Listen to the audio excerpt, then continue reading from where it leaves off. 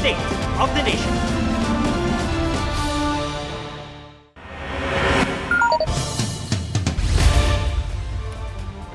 Walang kawala sa mga tauhan ng NBI ang dalawang Tsino na sangkot umano sa kidnap for ransom. Naintrapang dalawa noong February 11 sa isang hotel sa Quezon City. Nasagip din doon ang dinukot nilang babaeng kapwa Chinese. Ayon sa NBI, matapos isumbong ng nobyo ng babae na nawawala siya, nakontak niya ang biktima na nagsabing dinukot siya. Nakausap din niya ang kidnapper at nanghingi ng ransom na kalahating milyong piso hanggang February 10. Kung hindi ay chachap-chapin daw ang biktima. Ipinakita pa sa video call ang mga pasa sa katawan ng biktima para panakot. Pero lumalabas na bago pa man nanghingi ng ransom, nagpa-online transfer na pala sila sa biktima ng perang mahigit 800,000 piso. Na-inquest na ang mga suspect na wala pang pahayag. For the content ay kinamay at kinapaka pa ng isang content creator ang mga tindang siopaw at hotdog sa isang convenience store. SK chairman pa man din siya, nahuwaran dapat ng mga kabataan. Nagsorry na siya matapos batikusin dahil sa dugyot na ginawa sa pagkain. May report si Mark Salazar. Paulit-ulit ang paalala ng mga eksperto na tiyaking maayos at ligtas ang paghawak sa pagkain. Kaya ilang netizen ang nagalit at nandiri. Sa viral videong ito, kahit pabiro, walang habas na hinawak-hawakan ng customer ang mga panindang siopaw sa estante ng isang convenience store. Hindi pa na siya pwede. Sinunod pa ang mga hotdog sa kabilang shelf. Wala naman tinakay. Malamig din talaga yun. Malamig yung hotdog. Komento ng netizens, banta sa kalusugan ang ginawa niya. Paano kung may customer na nagkasakit? Kung basta-basta kasing maghahawak ng mga pagkain, lalo na kung hindi pa naghugas o nagdisinfect ng kamay, maaring dapuan ng mikrobyo ang mga pagkain na makakahawa sa iba.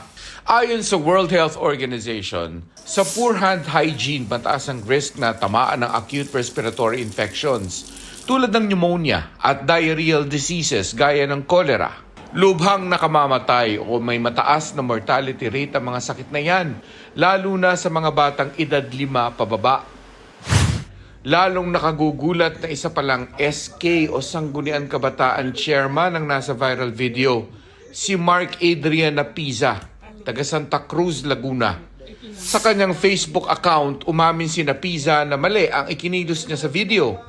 Aniya, biro lang ito bilang video content kasama ng mga kaibigan. For the content, kumbaga. Alam niya raw na hindi ito tamang asal, lalo't isa siyang halal na SK chairman. Sabi pa niya, binili niya lahat ng nahawakan niyang pagkain.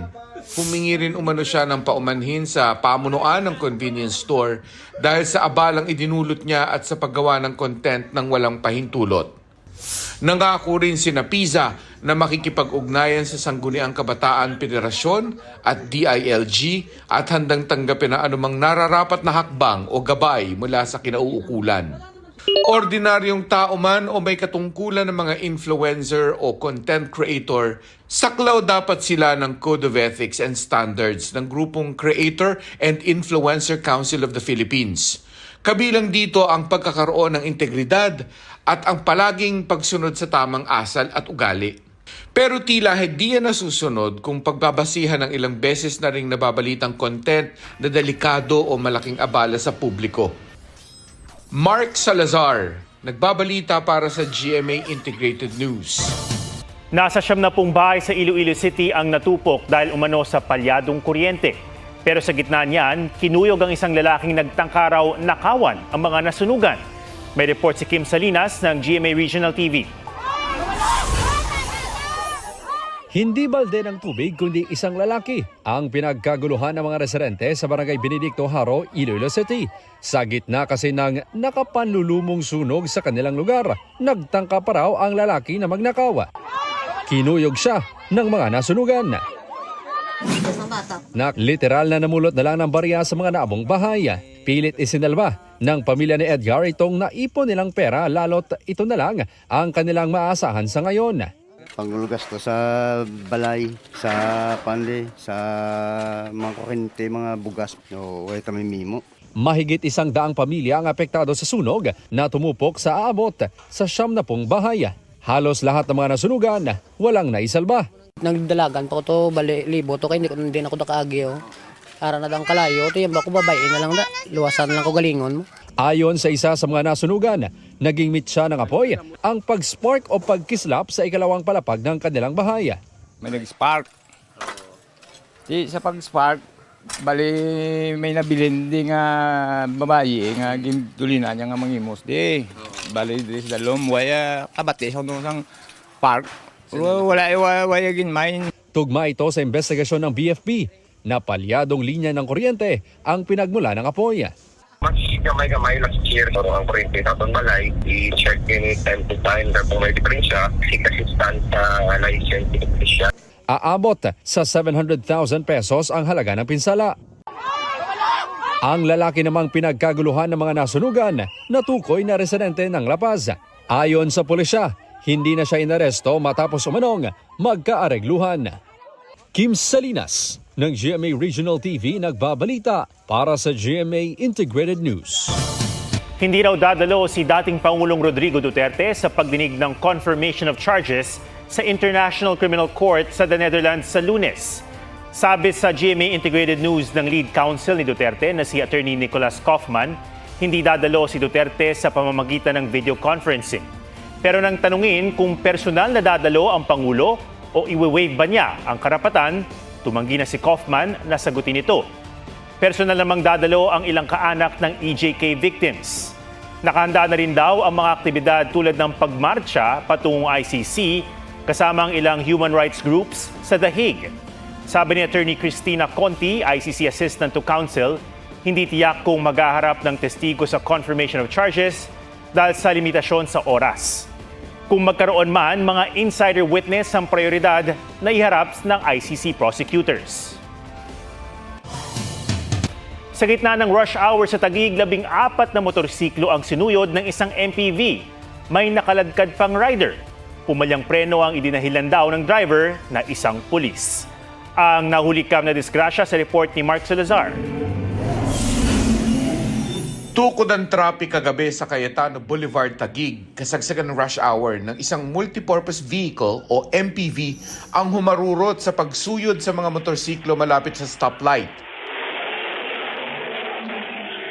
Isang rider ang nahagip, nakaladkad siya at humampas ang ulo sa bakal sa bangketa.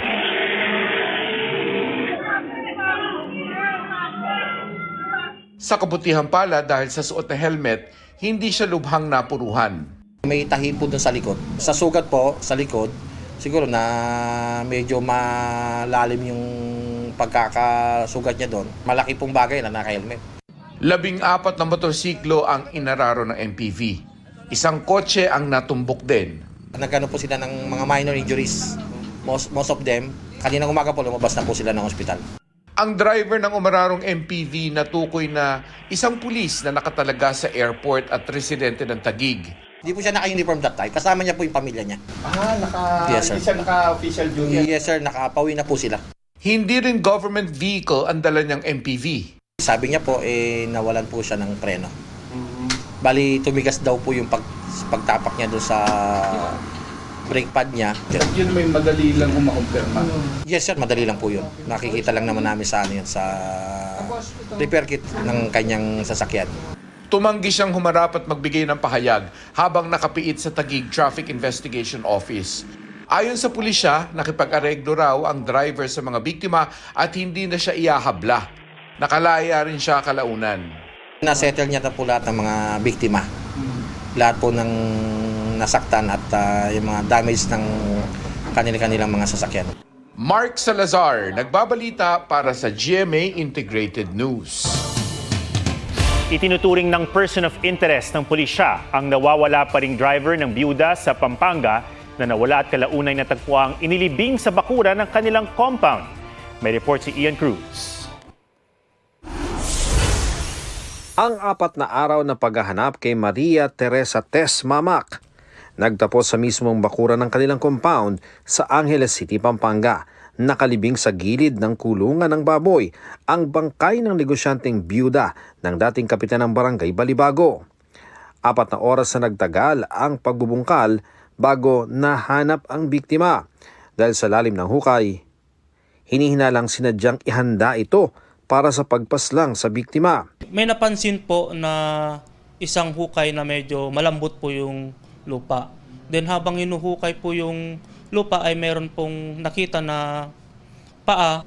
Most likely po may butas na po yun. Bakit po?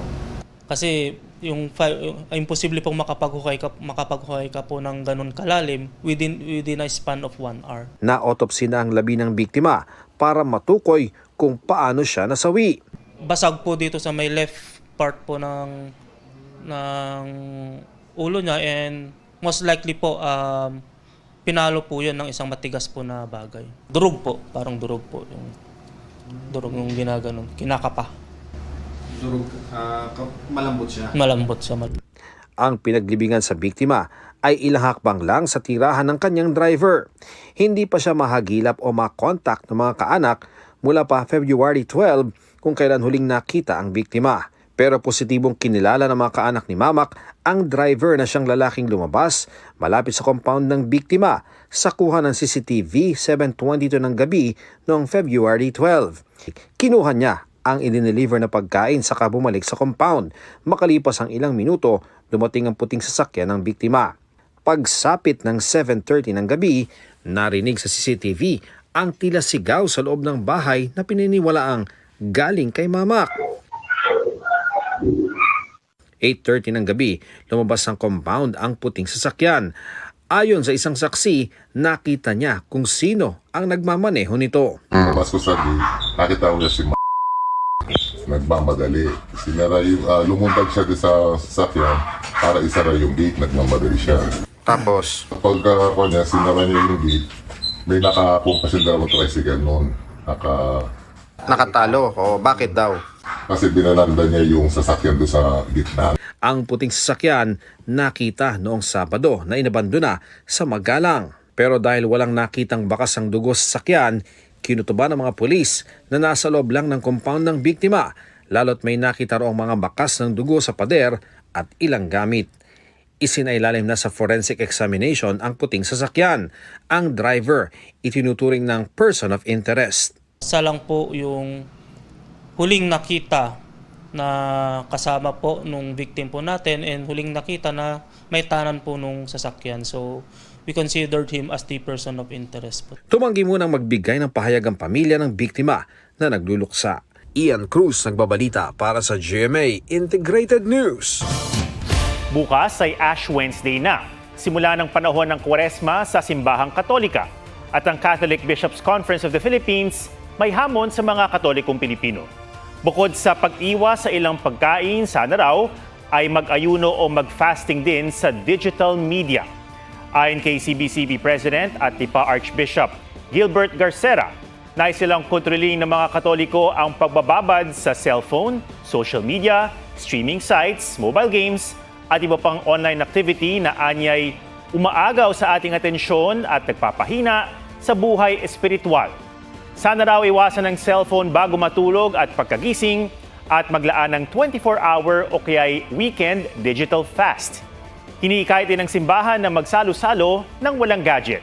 Alisin ang mga app na nakagagambala at ipalit sa screen time ang padalangin, paglilingkod, pagbabasa o pakikipag-usap.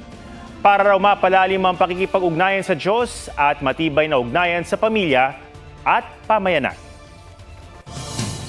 Sabay sa panahon ng Kwaresma ng mga Katoliko, ang panahon din ng pag-aayuno ng mga kababayan nating Muslim. Inanunsyo ng National Commission on Muslim Filipinos ang pagsisimula ng Ramadan sa Huwebes, February 19. Hindi lumitaw ang buwan sa moon sighting activity ngayong araw. Isinasagawa ito para matukoy kung kailan magsisimula ang Ramadan. Pinakabanal na panahon para sa mga Muslim ang buwan ng Ramadan, kung kailan sila nag-aayuno at nag-aalay ng panalangin alinsunod sa mga aral ng Islam. Yung hiwatsay mga kapuso, sabay sa pagsipa ng Year of the Fire Horse. On fire mga pagtatanghala at selebrasyon ng Chinese New Year sa iba't ibang bahagi ng bansa. May report si Marizo Mali. 新年 Umariba na nga ang Year of the Fire Horse at sa oldest Chinatown in the world na Binondo, nag-aalab ang pagdiriwang ng Chinese New Year. Buhay na buhay ang kalsada sa dagundong ng mga tambol, pati na sa mga street performer at mascot. Kaliwat kanan ang mga dragon at lion dance sa iba't ibang mga gusali para swerte sa negosyo. May mga nag-alay rin ng insenso. May mga humabol maambunan ng buenas at namili ng mga charm at pampaswerte. Para sa good health. The horse kasi, it's kontra sa Tai Sui. It means also protection. So it looks like this, yung Tai Sui. People keep it on the wallet, sa phone case kapag clear yung case, because they believe that it will bring them luck and more wealth, more prosperity. Siyempre, magsisipag ka rin. Hindi lang dala sa swerte. Siyempre, kailangan rin natin maghirap, di ba? At magdasal rin. Ang makulay na selebrasyon at atraksyon sa bawat kalsada, pinatingkad ng mga malikhaing kabataan na karton ang gamit sa improvised lion dance. May Grand Thanksgiving Parade kaninang hapon. Namangha ang mga turistang dayuhan at balikbayan. A little overwhelmed, but it's crazy. I love this. Iba pa rin po yung experience dito sa Philippines.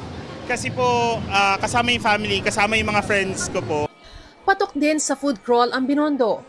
Talagang pinipilahan ang mga tikoy at hopya. Pagiging bilog, hugis pera siya, no? Tapos wala siyang kanto.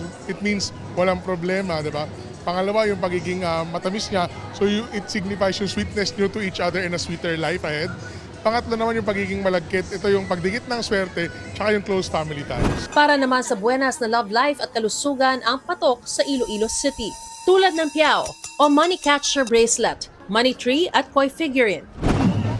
Bida sa Chinese New Year sa Rojas City, Capiz, ang parada at fireworks displays. Sa Bacolod City, binuksan sa publiko ang Yuantong Temple. Inaabangan ang highlights ng kanilang Bacolao Dia Festival sa February 21, gaya ng lantern dance competition at cultural performances. Buena mano naman sa salubong sa Chinese New Year, ang kabubukas lang na Bukana Bridge sa Davao City. Bida rin ang Lion at Dragon Dance at cultural performances mula sa Chinese school sa lungsod. May inilunsad ding Davao Chinatown Coffee Table Book. Sa General Santos City, may ang pagsasaboy ng barya. Sa Cagayan de Oro City, inabangan ang magarbong fireworks display sa Rio de Oro Boulevard. Week-long ang Chinese New Year celebration ng CDO at highlight ang Dragon Boat Race sa weekend. Mariz Umali nagbabalita para sa GMA Integrated News. Mystery Valentine's date ni Sanya Lopez, usap-usapan ng netizens. Kita sa IG photos ni Sanya na may ka-dinner siya sa isang Japanese restaurant. Braso at torso lang ang kita ng kanyang kadate at tinakpan pa ng mga emoji, kabilang na ang heart. Sa isa pang litrato, kita naman ang isang kamay na may relo habang kumakain sila ng animoy kwek-kwek. Kasama ng litrato ang ilang photos ni Sanya habang nag-chill sa isang tila fancy restaurant at may hawak din siyang bouquet. Kapuso couple Gabby Garcia at Khalil Ramos looking sweet sa cover ng isang magazine. Kilig overload din sa cover shoot ang Gabriel na 9 years going strong na. One of his love languages talaga yung aalagaan ka and mag-e-effort siya. He will really make time. We make it a point na we really want to, invest effort and time into creating these memories for the both of us. And it's our 8th Valentine's now. Naki-Year of the Fire Horse ang ilang Sparkle and Chinoy stars. Fire Horse energy ang vibes ni Cassie Legaspi. Luck and prosperity naman ang wish ng actress na si Michelle D. Si Kapuso host Janina Chan, elegant in her bejeweled black and white gown. Si Dustin Yu nag-celebrate kasama ang co-stars sa The Secrets of Hotel 88. Nakiisa sa Chinese New Year float parade ang Sparkle artists at reigning Mr. and Miss Chinatown Philippines na sina Tyrone Tan at Isa Uy. Pumanaw sa edad na 75 ang award-winning American actor na si Robert Duvall na sumikat sa ilang pelikula tulad ng Apocalypse Now at Tender Mercies kung saan nanalo siya ng Oscar for Best Actor. Athena Imperial nagbabalita para sa GMA Integrated News.